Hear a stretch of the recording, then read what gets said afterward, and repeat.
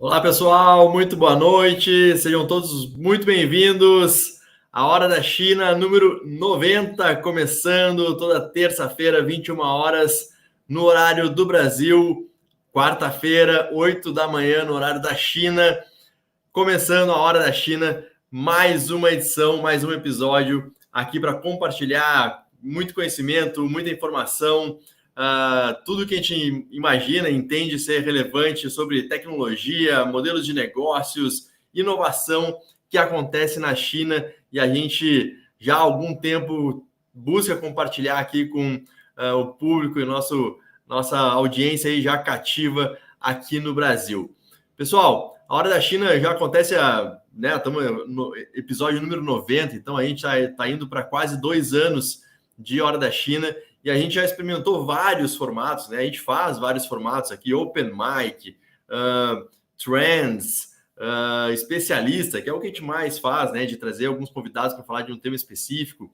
E uma das temáticas que a gente já experimentou algumas vezes foi o que a gente chamou de Go Global.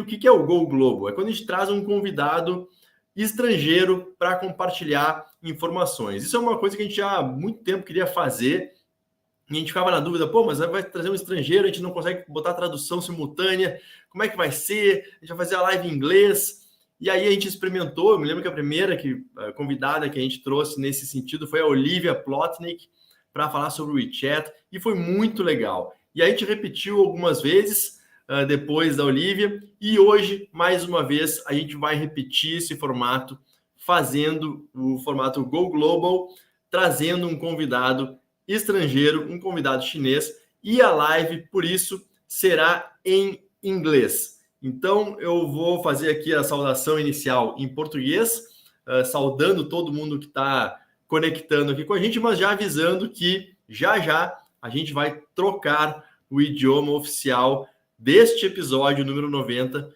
para inglês. E vamos conduzir toda a conversa a partir de então no idioma inglês com o nosso convidado mais que especial. Então, para quem quiser continuar conectado conosco, a gente vai falar hoje sobre a expansão do tema de edtech, de educação chinês para o resto do mundo, a partir de uma das principais edtechs chinesas, que é a VIPKid.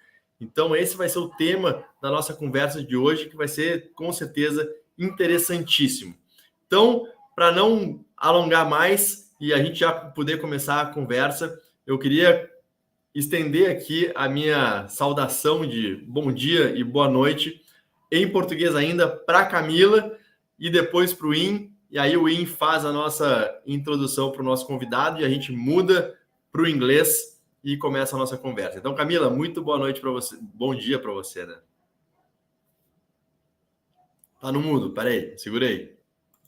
Agora foi. Episódio 90 e eu ainda não consegui desmutar o microfone. Bom dia para mim, bom dia para o Joe, boa noite para todos vocês que estão assistindo a gente, bom dia para Marla, que está aqui com a gente também, Leal. Um bom dia especial para Marla, né? Nossa convidada também VIP, não é Kids, mas é VIP aqui com a gente. E eu queria dizer que eu estive aqui na China durante essa transformação da educação, né, Leal? Então, assim, a gente viu, eu senti na pele o que isso de fato significou. E a VIPKids é uma plataforma que eu estudo há muito tempo, né? A gente já teve conversas aqui na China antes desse Crack Tech Down, e eu estou muito curiosa para saber quais são esses planos de expansão internacional deles. Então, estou bastante ansiosa pela conversa hoje e já passo a bola para o Win, agradecendo por ter trazido aqui o nosso convidado Zhou Wang. Bom dia, Camila. Boa noite, Leal. Good morning, Joe. And olá a todo mundo que está nos assistindo, tanto nas versões gravadas quanto ao vivo. É um prazer hoje ter o nosso convidado, até interessante como eu acabei conhecendo a empresa deles, foi numa das viagens que eu fui para a China, mas o primeiro contato que eu tive com o VIPKids, até quero trazer esse tema, foi interessante porque era uma sino-brasileira que trabalhava lá. Então a gente também tem além da Camila, além do Vini, a gente tem outros brasileiros trabalhando em empresas de tecnologia, ou que já trabalharam em empresas de tecnologia na China. Isso tem sido bastante rico nessa nessa troca. Então, hoje a gente tem aqui o Zhou, tive a oportunidade de conhecê-lo pessoalmente numa das viagens, e achei muito rico poder trazer exatamente nesse momento de transformação, tanto no mercado chinês quanto no mercado brasileiro de edtech, né? A gente tem visto nos últimos anos, e principalmente nesses últimos 2, o setor de educação ganhando muita importância, o setor de educação tradicional, com com grandes IPOs, inclusive, grandes grupos, e startups surgindo também para preencher um espaço. Então, hoje a gente tem, e aí vou agora pedir licença para vocês para mudar para inglês, para dar as boas-vindas ao nosso convidado. So, Zhou, thank you. First of all, thank you for joining us. It's a pleasure to have you today. Like I was telling people a little bit of how we met. Like we met personally in China a few years ago, but the first time that I met VIPKid actually was from a Chinese Brazilian that maybe you remember her, Beleza Chen. She was working with you guys a few years ago, and then I met her also in Beijing. And from there, I could learn a little bit more about the Chinese tech education market, and actually, it's in parallel for what is happening today with the Brazilian tech and educational market. So thank you, Zhou. Thank you for joining us. And let me just make a brief introduction. So Zhou, he's Director of Global Business Development from VIPKid. And as a bonus for Leal, he's a past executive at NBA in China as well. So if we have time, we can just pass through this topic as well. So thank you, Zhou, for joining us. Please have the word now, and if you can talk a little bit more about what you're doing now, and then we can follow up with the conversation. Thank you. Thank you, Ian, and thank you for having us. Very nice to meet you all.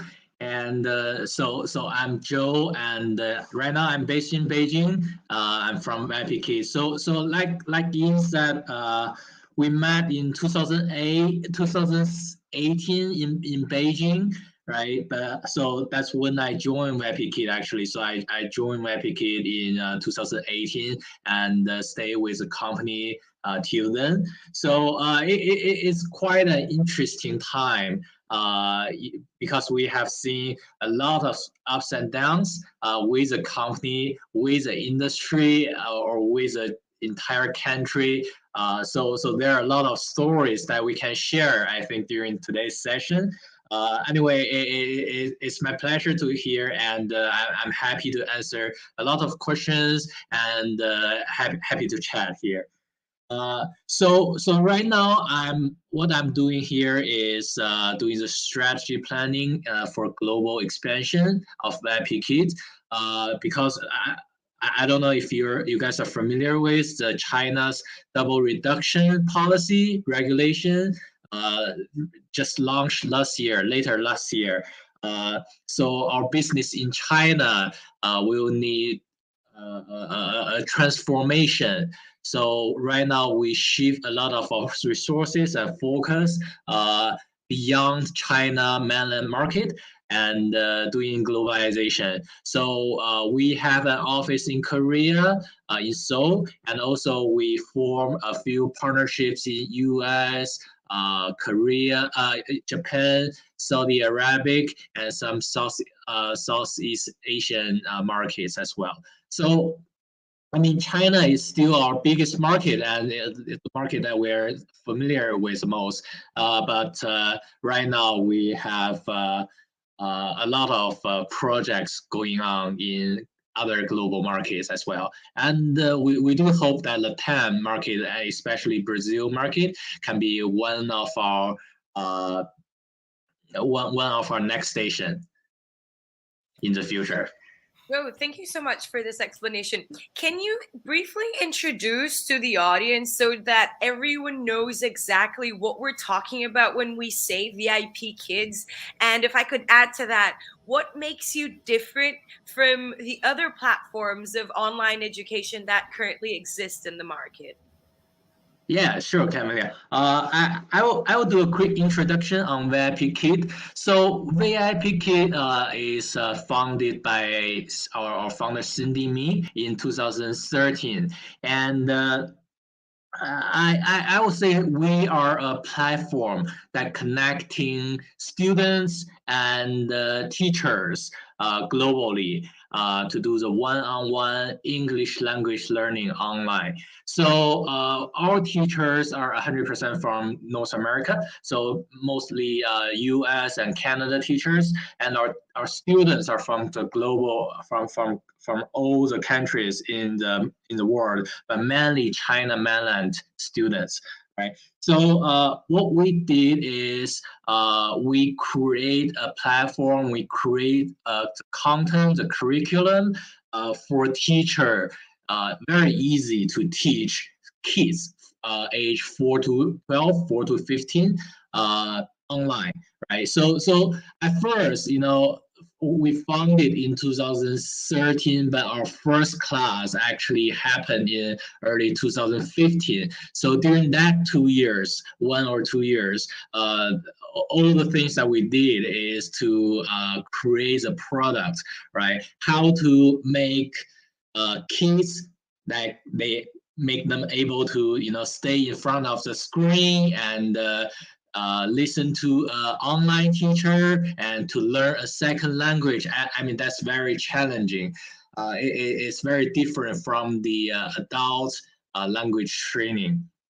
So luckily, with some luck, we successfully created the VIPKid 1.0, the prototype, and it was like proven by some seed users. And then one of the seed user just post a Weibo, that's China social media.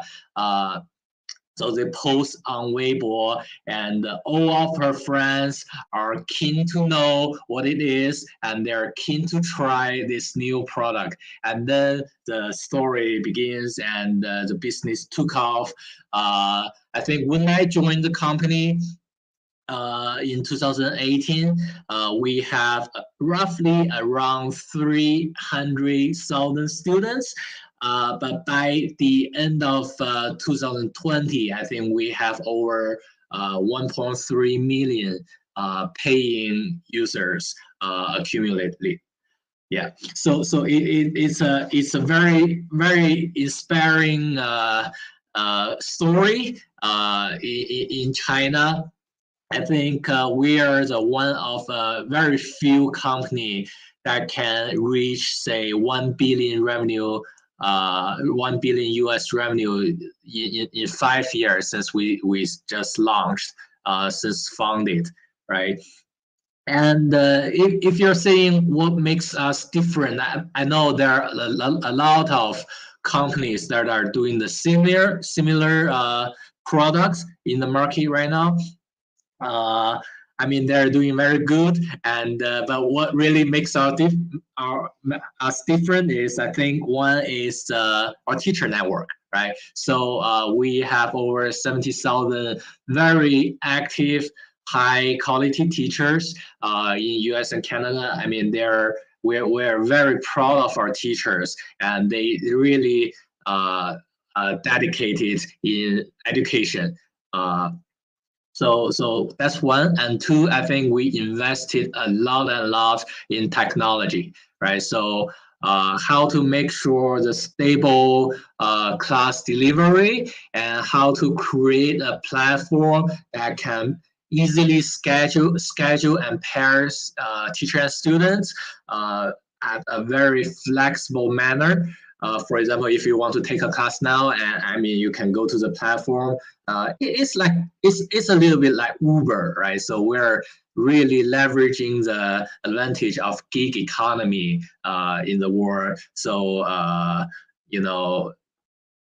having teachers use their spare time to teach students in China. A lot of our teachers are actually full-time teachers in schools in US, but they can teach before they go to work or after they go to work to other students because of the time zone difference, right? So I do think one is the teacher, two is the technology platform that really makes us one of a kind product and platform. So one question, who can be a teacher in VIPKid platform? Because if I am a North American resident, can I be a teacher? If I, how can I be prepared to be a teacher in the platform? Oh, so yeah, that's a very good question. So one is you need to be eligible to work in US or Canada, right? So you need to have that kind of ID status. And two is you need to have a bachelor degree. Then you need to hold at least kind of English certificate, English teacher certificates like TESOL, CELTA, or some other similar certificates. And then the last step is we will have the interview. So you need to go through the interview process and have a mock class with our mentor teachers. And then there are very strict background check, etc. So I think for the peak time, we used to accept 1 million applications in 1 month, and only 2 or 3% of teachers will be accepted. Right. So a lot of people are kidding that being VIPKid is somehow even harder than entering into an Ivy League school. You know, something that's very interesting, actually, Leal and Ing, I'm not sure if you remember, but we had an episode about 2 years ago when this was like just beginning, this show was just beginning. And we were talking about the greatest references and names of the Chinese entrepreneurial sector. And it was very interesting because mostly we talk about male names, right? So we talk about, I don't know, like Jack Ma, Pony Ma, Juan, calling Juan. I mean, we talk about these names. And when we were talking about this, I remember that Caro back then said, you know what, the number one entrepreneur, in my opinion, is Cindy Me. And she is a woman and she is Chinese and she's going to be able to transform the education sector, at least for languages. And that's very interesting to connect that back to having you, Zhou, representing a female entrepreneur in China, which obviously makes us very proud in many senses. And regarding that, I mean, just a question, because we are talking about English teaching language, right? And back in the day when we were studying a lot about education, we do have many edtech companies that we work with today in Brazil, not regarding languages, but regarding different skills. And we studied a lot about that. And one of the differences that we saw was this network of teachers that they were able to connect in this hybrid model. So they were all teaching online, but they used to have offline conferences and activities of where people could meet and expand their potentials, learn also with one another. Is that still happening post-COVID? Oh yes, so I think post-COVID, the edtech, the industry actually emerged a lot during the COVID and after COVID. So in one way or another, I know I see a lot of offline education institutions. They are turning online. They're transfer to they're digitalizing their product and service, and I see a lot of universities, companies, they work or partner with edtech companies to provide remote or remote proctoring or use learning management system in their school system. And I see also a lot of edtech companies, smaller edtech companies, they're very good at their specialized area. And so for example, I know there's in Brazil, I can't remember the name, but in Brazil there's a very good content creation platform for educators, right? So there are a lot of companies that they're very good, they're very specialized in one area. in education. So I think in general, the edtech is booming after COVID, and but teachers still remain the soul of the education. I will say that, and a lot of schools, universities, they're facing a teacher shortage, or they realize that they can use US and Canada teacher network, so they come to us and they want to see how to partner with us, how to create a new blended or hybrid learning model. Very interesting, very interesting. And what you said, I mean, it really gets to my attention, because when we were talking about the future of education in so many ways, in so many senses, we have some transverse technologies. And we talk about artificial intelligence, we talk about augmented reality, virtual reality, I mean, about 3D printing, and so on. And we have had quite a few attempts of startups that have been trying to implement learning skills through artificial intelligence. And then we have you here saying that the teachers are actually the main, the most important product, or the most important touch point that we have today. And so would you mind talking a bit about that? Where do you see where artificial intelligence and other technologies end, and where human capital becomes each time scarce, right?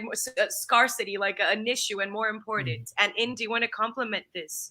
Yeah, well, I just want to add, because I have the feeling, after understanding a little bit more about VIPKids and some other Chinese edtech companies, that VIPKids, just like you said, so is about the teachers. So it's about connection. It's about distribution of teachers to students. Like it's more about distribution and strategy than technology itself.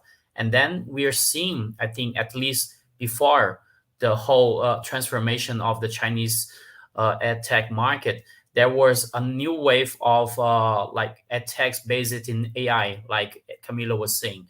And I've seen actually some AI edtechs in the language teaching. So do you feel that it's like they're catering to different segments, or they're just evolution, or how do you see that living together, or is it possible to live together in this different offerings?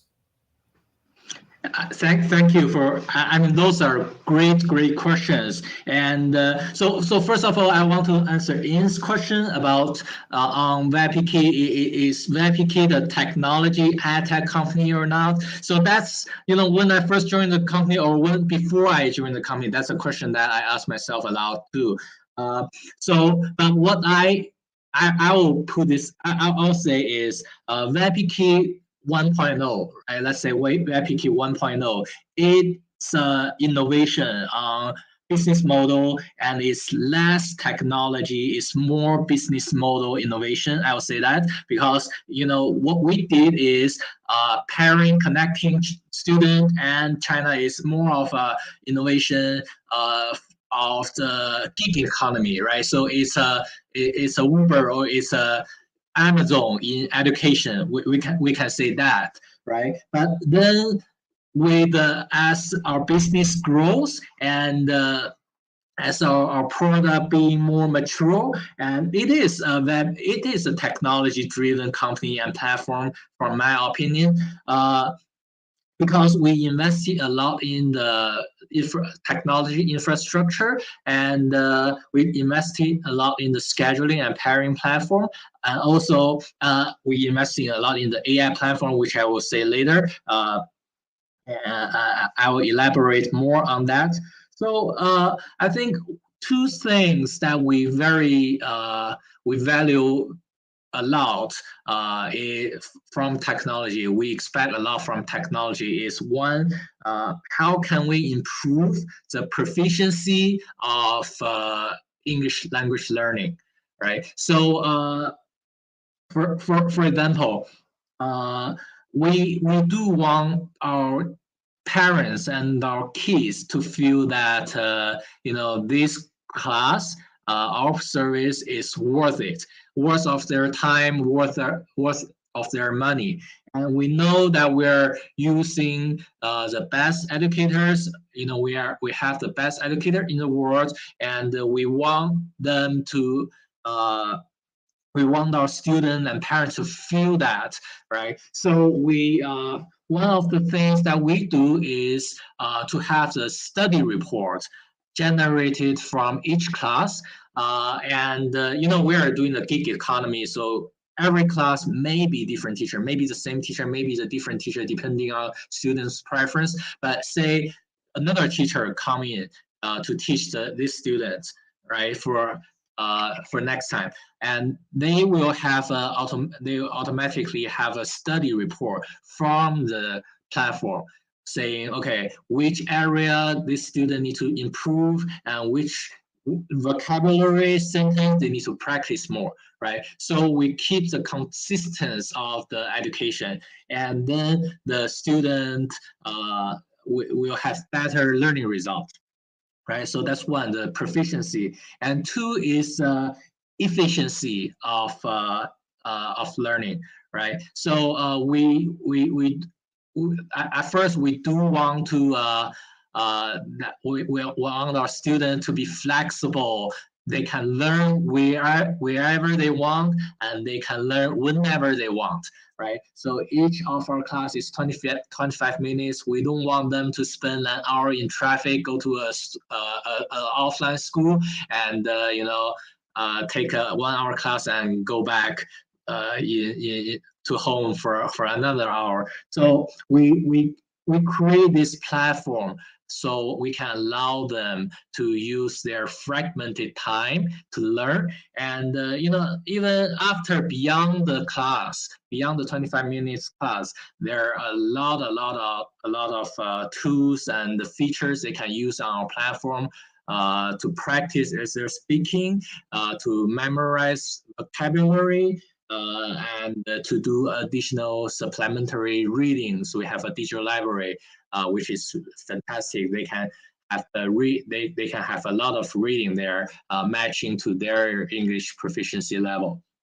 So I think from the technology, we expect to improve the proficiency, English learning proficiency, as well as the learning efficiency to our students. So yes, I do think at first I thought it was a business model innovation, and then when you have 200 classes per day on your platform, you need to invest a lot in the technology, right, to make sure that mass supply and demand is well matched, and you need to make sure that over 1 million students, their diversified and individual needs can be met.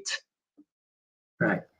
So, talking about technology, still, there's a lot of buzz around the metaverse, right? And there's a question from Flavio here. I'm going to put it on the screen. It's in Portuguese, but I'm going to translate. And he's asking about the metaverse.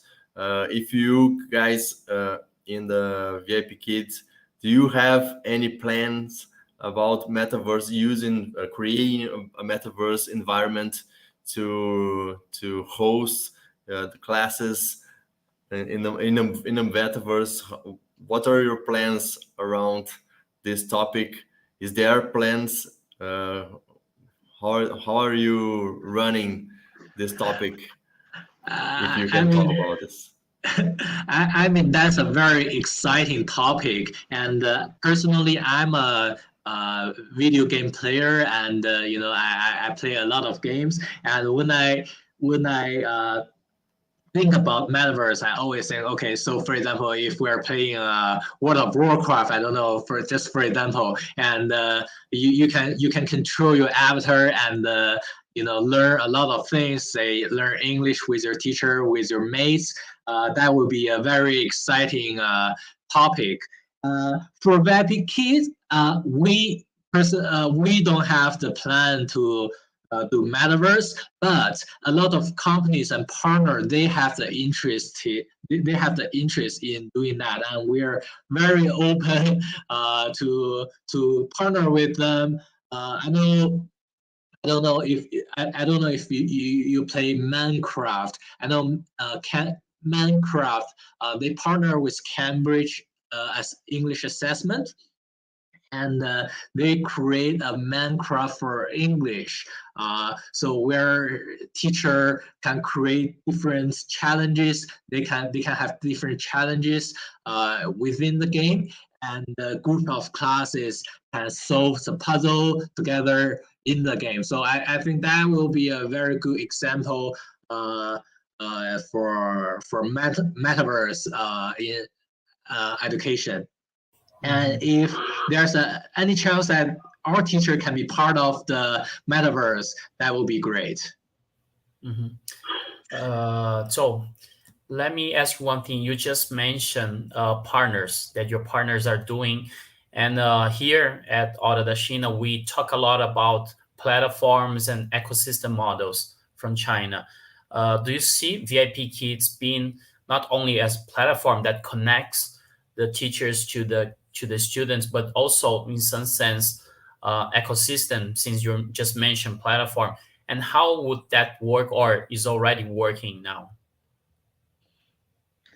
Oh yes, I do think we are a platform, but we are also a ecosystem. I'll say that. So I think the key is the network effects of our platform. So we have our student circle, we have our teacher circle, and the more student we have, that will attract more teachers, and the more teachers we have, more high quality teachers we have, that will attract more students, right?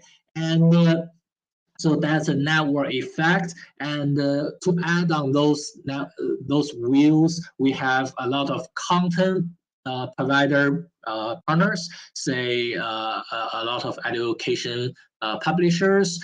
We have a lot of technology platform, technology partner, and we also have a lot of, say in US teacher side, we have a lot of teacher benefits partner, and in China, since we have millions of students, there's a bigger ecosystem, that student marketing, student operation, parents marketing, parents operation. In China, a lot of companies that are working with us because we are very it's a highly identifiable group of users in China. So parents with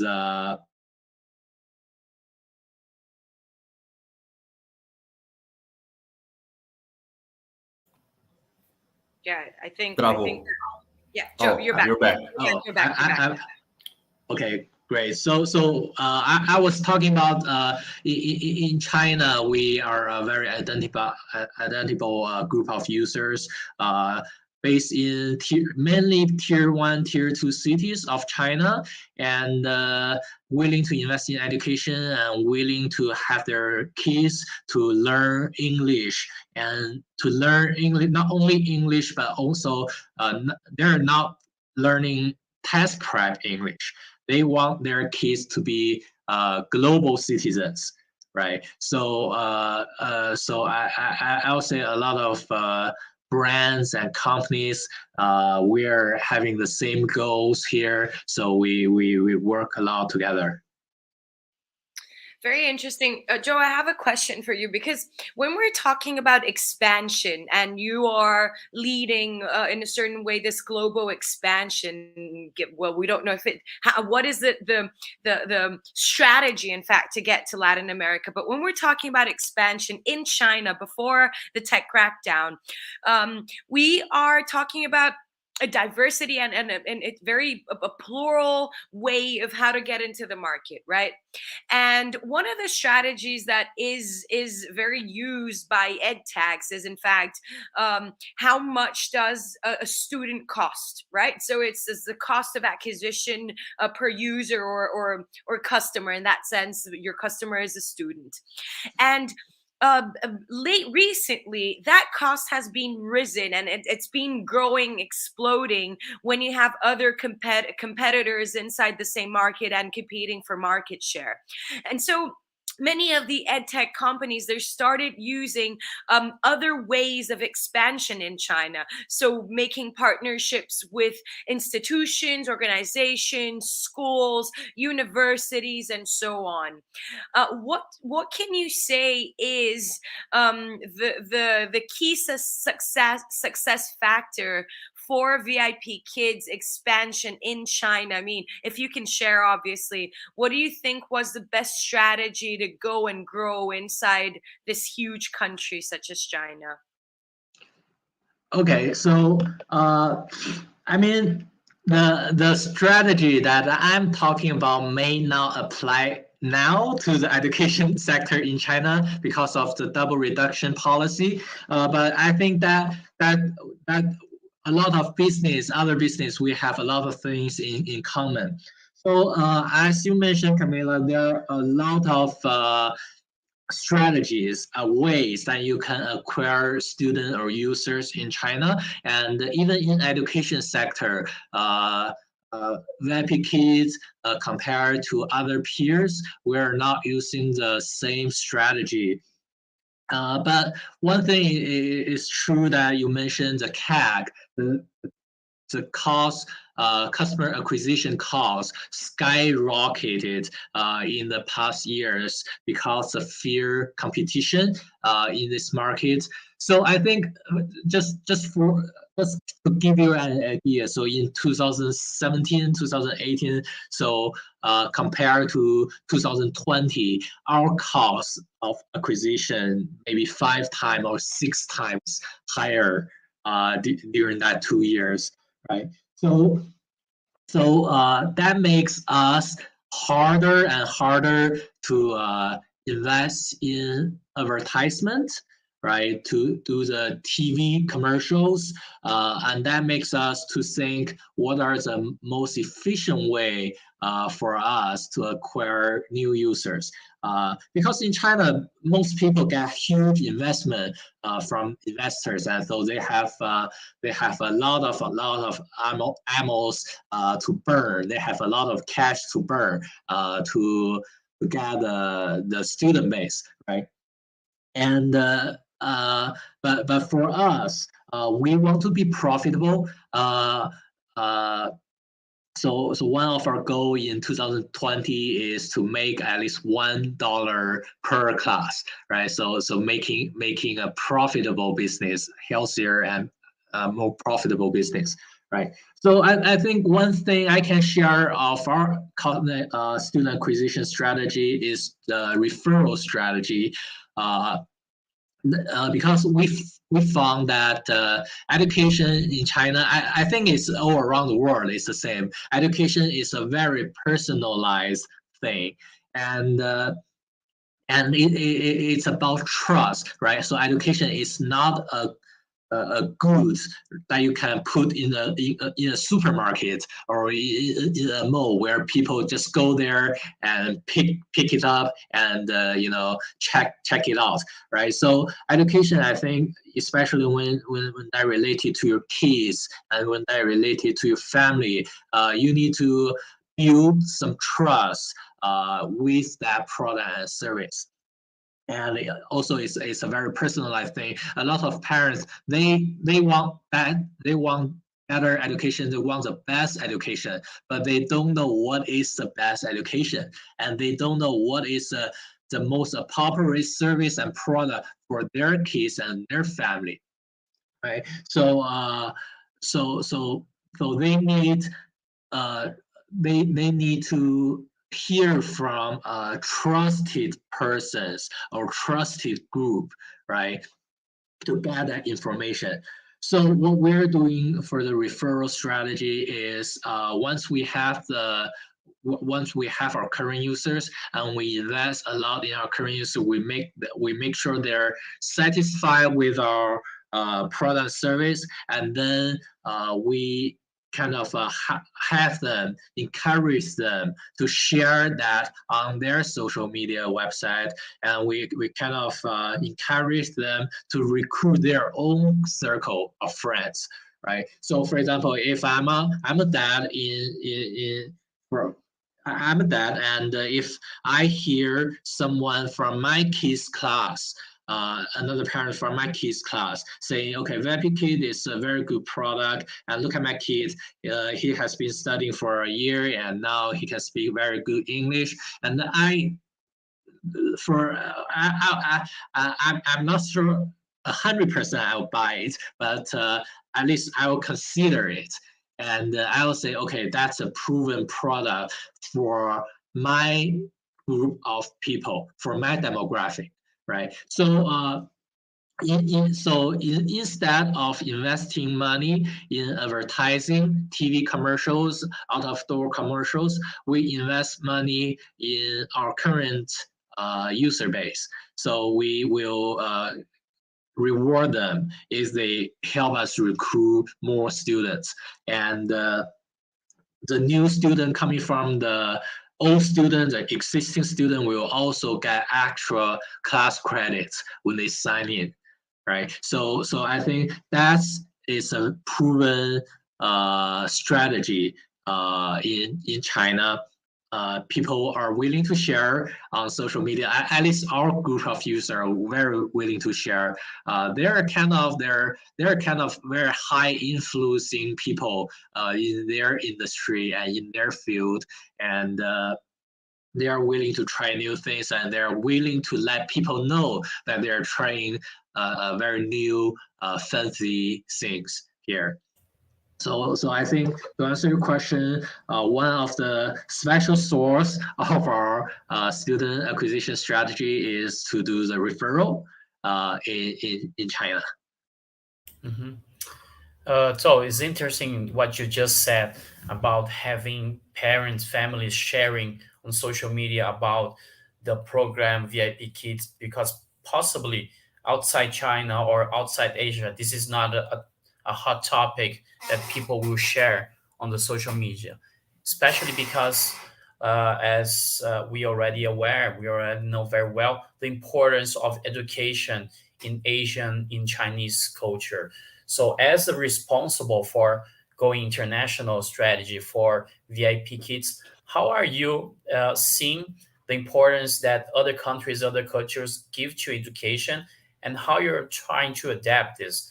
Because like language teaching certainly is important, but maybe it's not the first on the relevance in terms of education for small kids.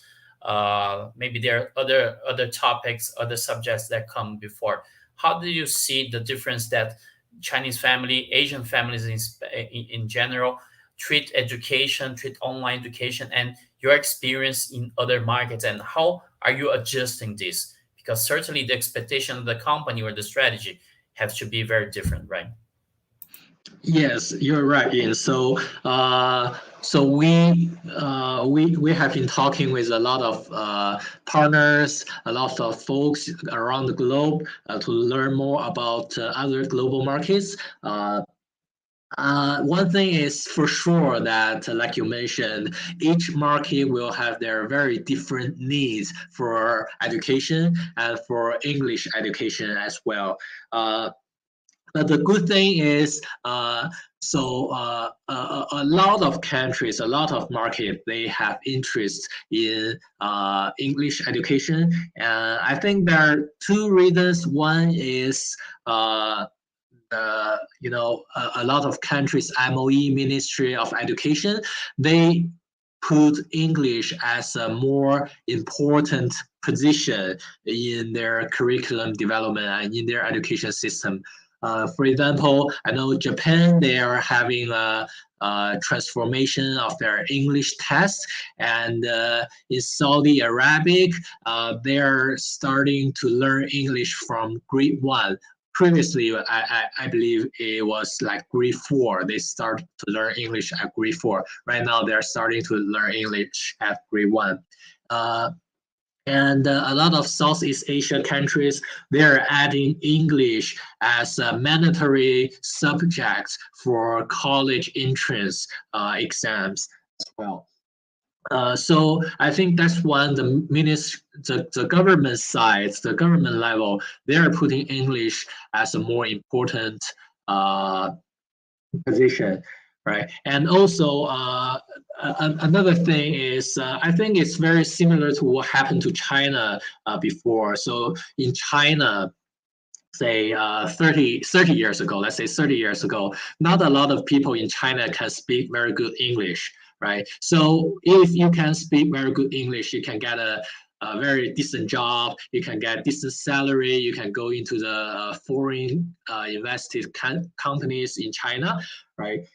So that is happening in other markets as well. For example, I'll say in Southeast Asia countries, in Vietnam, Indonesia, a lot of other countries. I believe in Latam, there's a market is experiencing a similar situation too. So in those areas, if you are good at English, and it's a very rewarding thing for them. So that gives parents and give adult some incentives to invest in education, to have their kids to learn English, right? So, but we do know that the internet, we don't have one common strategy for international expansion. But what we're trying to do is for each market, we want to find a good partner. We want to find a strong local partner who really knows the industry and they know what the people want and how to operate, how to do the user operation, how to do the customer service, how to do the sales and marketing in that market, right? And what we are good at is teacher operation, technology, and curriculum development. So we just want to find a good partner, strong local partner, and focus on what we're good at separately. So I think that's one of the attempts that we're trying in Japan, in Korea, in Saudi, and in Southeast Asia markets. And even in US, we have some good partners in US that using our teachers to teach US primary school students, school district students. Great. Joe, let me make you a more general question now related to innovation in China, because we got used to see China producing and becoming a leader in innovation in the world, right? For maybe, I don't know, the last decades, China became an innovation leader, right? And maybe in the last 2 years, a lot of things happened, right, with the COVID and everything. But I remember, at least for me, I remember the Ant Group IPO frustration as the maybe the first episode that the whole tech crackdown started maybe 2 years ago, and then the edtech crackdown happened, and a lot of other sectors were involved. So a lot of things happened. On the other hand, I can see that, for example, the 996, how can I say, brackets changed. Also, that wasn't we can say a negative thing. Trying to be regulated and becoming a better brackets. So things changed, right? How can, if we can mix everything and see things now and predict the future, how do you see China as an innovation leader? Can we say that China is still a leader regarding innovation? Things are a little bit it's a little bit confused. How do you see things going on in China right now regarding innovation in a general perspective? You know, I saw the Ant Group IPO frustration. I saw the internet.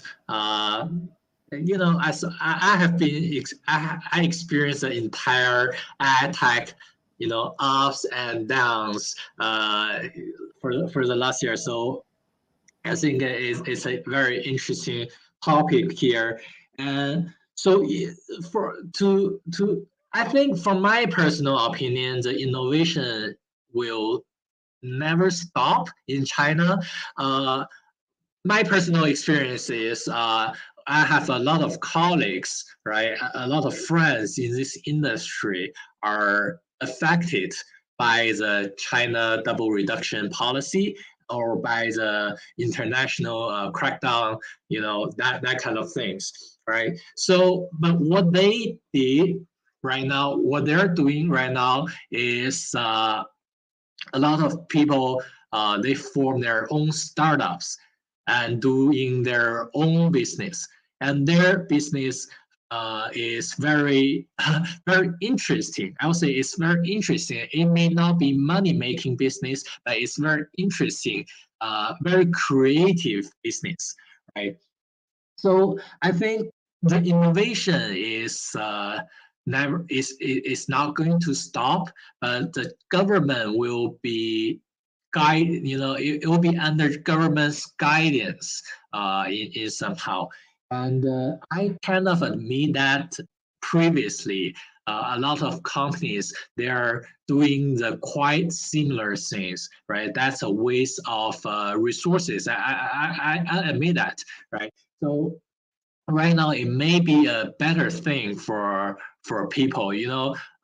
They're not in Tencent, they're not in Alibaba or the big factory, let's say Dachang, right? They're not in the big internet factories right now, so they are free to do whatever they want, and all the creativity just, you know, boom out from their life. So I think that's kind of you know, a good thing for innovation. Ideas get diversified, right? Now it's not all the people thinking about how to make money from students or how to make money from video games, right? So people are trying to do new things. They're trying to create a beautiful thing first and then think about how to make money, right? So I think that's from one side, I think that's a very good thing. And I don't know if China is innovation leader, because I do see a lot of other markets, other countries, they have very creative people. They have great studios and companies doing very innovative things. But I mean, China has a large population, and if some people, you know, successfully created something new, and that will be a huge success for China market. Great, thank you. No, Joe, thank you so much. I mean, one of the can you just so very briefly explain so that our audience knows as well, why is it that China had to or decided to do this edtech crackdown? We call it edtech crackdown, but there are we can call it double reduction policy. There are other terms to refer to that same phenomenon. I will try my best to explain that, but I think in general is if in 2000 last year 2021 later July or early August, there's a policy came out saying, okay, China government will put heavy regulation on after school tutoring business. so basically is to release the burden of students, because a lot of students, after they take regular schools, they need to go to after school tutorings, and they need to study till say midnight, right? So it's bad for their growth, it's bad for their health, and also one of the very important reason is only the rich kids family can attend the after school tutoring, and so that will increase inequity of education. So the government will want say, okay, the school can, kids who are smart, kids who are willing to learn, they can still gather resources to learn, to grow. But they don't want, it's from my personal opinion, my personal interpretation. They don't want people just because their family are rich and to get very good score and go to all the top universities and top schools in China. Because in China, those resources are rare. For example, Tsinghua University, Peking University, those resources are really, really rare compared to the huge, massive population base, right? So I think the government will want to the most appropriate, the most suitable keys to enter to use that resources. That's from my personal expectation. And also another thing is this industry is kind of too hot, right? And parents are kind of scared by the advertisements from TV and from all the world. They think, okay, raising a kids, that's too hard. Kids will be facing tremendous competition from kindergarten to university, right? And the cost you need to pay for the school, the cost you need to pay for the after school tutoring is too high, and that is, has negative impact on the birth rate. So I think that's another reason. Government are trying to improve the birth rate of the current generation.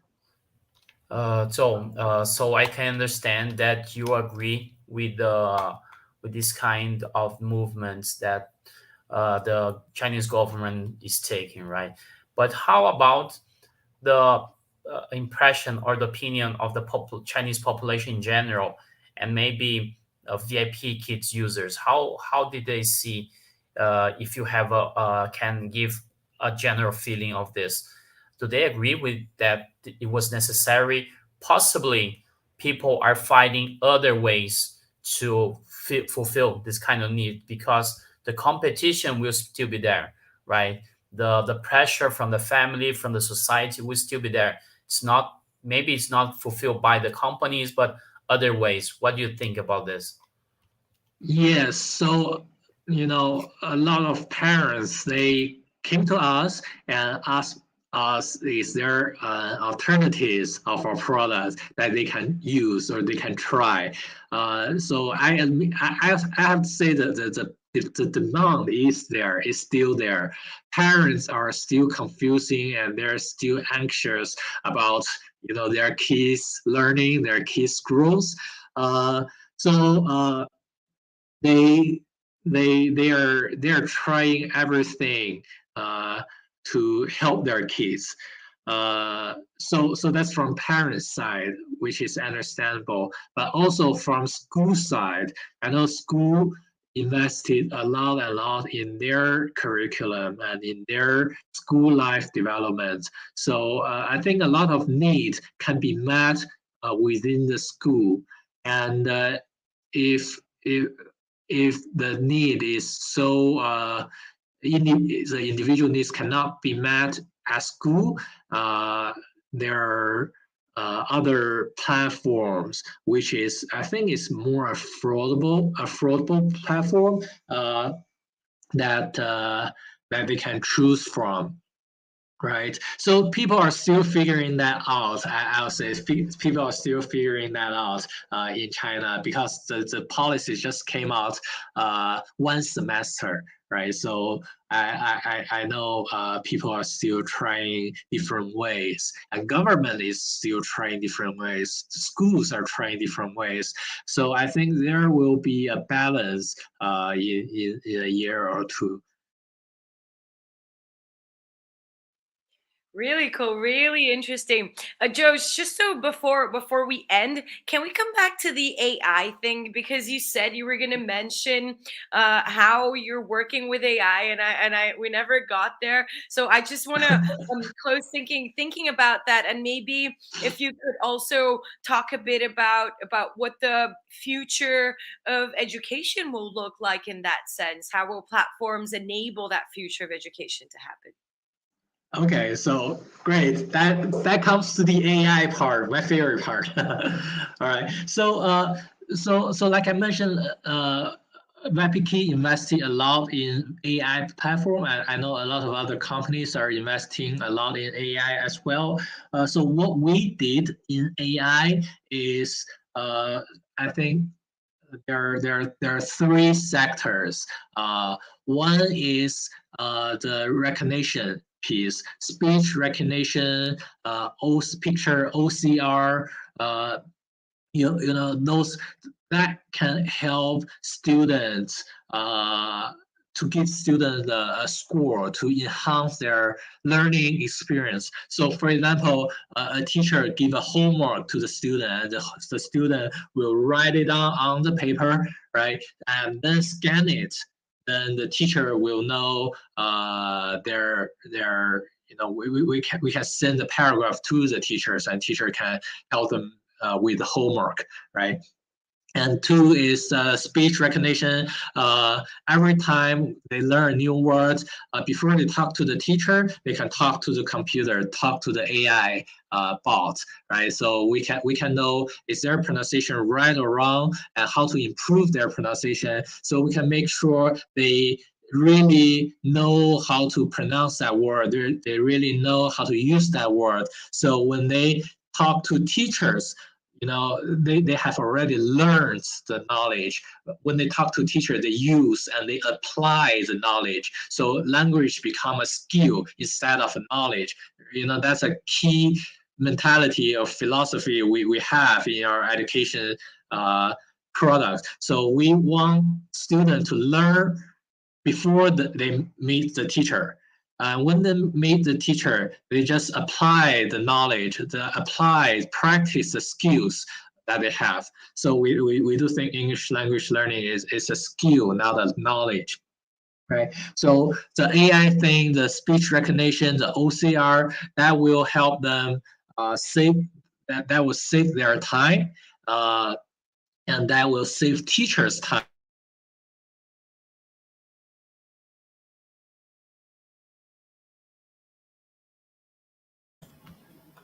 Hello? He'll be back. He'll be back. He's You're back. back.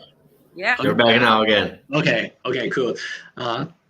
So I think that's one, the speech recognition and OCR, the recognition side. And two is student interaction, in-class interaction side, you know, especially for the group class, because online class is, you know, you're not in the classroom face to face with the teacher. So kids, especially younger kids, they're easily lost their attention, right? So we kind of need a lot of engagement. We need very good design interactions to make sure they focus on the teachers, they focus on the classes. So AI can help us do that, right? So for example, we can create the group interaction, group competition, and I just want to give an example. So the teacher will say, let's answer this question. Is that A or B? And the student will speak out A or B, and if they're doing the right answer, the teacher will the AI will recognize it and will give student a reward. And if they're saying the wrong answer, and the AI will recognize it and say try again, something like that, right? So say for example, it's a 1 on 10 class, or it's a 1 on 100 classroom. Teacher can never be able to give individual feedback to each and every student, but AI can help us do that, right? So when the teacher say, okay, let's answer the question, and each and every student, they will provide their individual question, their individual answers, and they will get their individual feedback from the teacher and from the classroom at the same time, right? So I think that AI can help us do a lot of class engagement thing, a lot of teacher-student interaction or student-to-student interaction thing, right? So I think that's another piece AI is helping a lot. And the third piece I think AI is helping a lot is students' learning progress management, right? So from day one, they're on our platform, all the way to say 2 years of journey, and we will use AI to screen their learning progress. We'll say, okay, what kind of classes you may need to reach your goal, right? Each student will have an individualized learning plan, and we will use AI to recommend the most appropriate classes or learning resources to them, or matching the best, the most suitable teachers to them, right? So to all the students are having the same amount of time on our platform, and we want them to maximize their learning outcome during the limited time on our platform. So I think that three functions that AI are really helping in terms of students' user experience. And also, AI can help us do a lot of other operation things. So, for example, customer service and monitoring the classes, a lot of other labor-intensive things. Great. Zhou, really nice talking to you. 1 hour and almost 10 minutes of live show tonight. Really interesting, amazing talking to you. Great knowing more about VIPKid. Really interesting. As we always say about our guests here in the show, we would love to have you here again with us in the near future, because it's going to be interesting to know how VIPKid will perform in the near future, and have you here again will be really nice. So thank you very much, and feel free to give more your final word to our audience here again. Thank you. All right, thank you for having us here today, and it's my pleasure to be here. And I'm really, I really want to come here again. Maybe once we have our Latin appearance, Brazil appearance, VIPKid's Brazil appearance in near future, hopefully. Great. And thank you again. Thank you. I'm gonna switch to Portuguese, okay? So yeah, sure. Camila and Vini can make their goodbye in português. Camila, muito bom dia para você aí, e as suas palavras de despedida, então. Eu tenho tanta pergunta para o Joe ainda, gente. Pois é, mas aqui já são 10h15 da noite. Que loucura. Não, mas é assim, Leal, minha perspectiva, tá, sobre educação. Todas as empresas de educação se tornarão empresas de tecnologia e quase todas as empresas de tecnologia se tornarão empresas de educação. Então, a gente vai ter que entender como caminhar dentro desse universo, quais são os principais diferenciais que a gente tem, tanto como uma empresa de tecnologia, como de educação, tanto quanto edtech ou como tech ed, eu acho que tá aí, sabe? É um grande caminho, assim, é a compreensão do seu nicho. Então, assim, eu acho que essa é uma pergunta que a gente vai ter que deixar para responder de uma próxima vez, essa compreensão de como encontrar o seu nicho dentro da gig economy. Então, fica essa provocação para vocês. Agradeço vocês pelo tempo, todo mundo que está aqui com a gente e também a presença do Zhou Wang aqui. Legal. E você, hein? O Júnior, o nosso grande Júnior, ele estava até no início da live, eu vi ele aparecendo.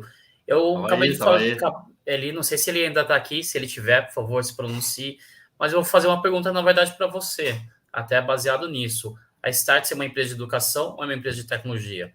Acho que tem um pouco dessa provocação que a gente teve hoje, esse direcionamento, e é super interessante isso que a Camila acabou de falar. Toda empresa de educação vai ser de tecnologia, e de toda empresa de tecnologia também vai ser de educação. Acho que acaba sendo... E toda empresa, na verdade, tem o seu lado de educação, né, Camila? Para educar seu público, educar internamente, enfim. Tanto, talvez seja um produto por si só, quanto uma ferramenta de marketing, enfim. Não importa o que seja, mas educação vai ser uma das... se já não é para muita empresa, né? A gente vê muita gente usando a educação como uma parte, um canal super estratégico, e essa conversa de hoje é super rica, e também tô com 1000 perguntas para fazer ainda, infelizmente, Camila, para a gente já são mais de 10 horas, na próxima vez a gente inverte os horários, tá? E também agradeço a presença de todos, e so, thank you again, Hsieh, for being here again with us, and for being here with us, and we would like to have you very soon with us again. Okay. All right. Thank you. Show de bola. Respondendo a tua pergunta, hein? A StartSe hoje é uma plataforma. A StartSe é um ecossistema e sim, tá no caminho de ser uma empresa de tecnologia. É isso aí. O Cru aqui da StartSe fala, toda empresa para fora vai ser fintech e para dentro vai ser edtech, vai ser educação. Então, estamos nesse caminho. Muito bom, pessoal. Maravilha. Vamos encerrando por aqui. Agradecendo aí a todo mundo que acompanhou aqui. Estou vendo o Thiago Leitão aqui mandando aí um muito bom. O Paulo também aqui, o show. Guo, nice speech. O Atila aqui, congratulations. O Flávio aqui mandando good vibes também. Muito legal. O Vini aqui mandando palminhas pra gente. Muito bom, né, pessoal? Muito legal. Live em inglês aí, um pouco diferente. Mas, conteúdo riquíssimo. Então, para quem não conseguiu acompanhar aí ao vivo hoje, fica gravado, como sempre. Depois também a gente disponibiliza no formato de podcast no Spotify. Aí, então, fica esse conteúdo disponível aí para todo mundo, da forma que for preferida aí para todo mundo. E terça-feira, 21 horas, voltamos para mais uma Hora da China aí, no episódio número 91. Tema a definir, convidado a definir. Aguardem as novidades dos próximos capítulos. Valeu, pessoal. Um grande abraço, boa noite, bom dia e nos vemos na semana que vem. Até mais. Valeu. Abração. Tchau, tchau. Bye. Obrigado.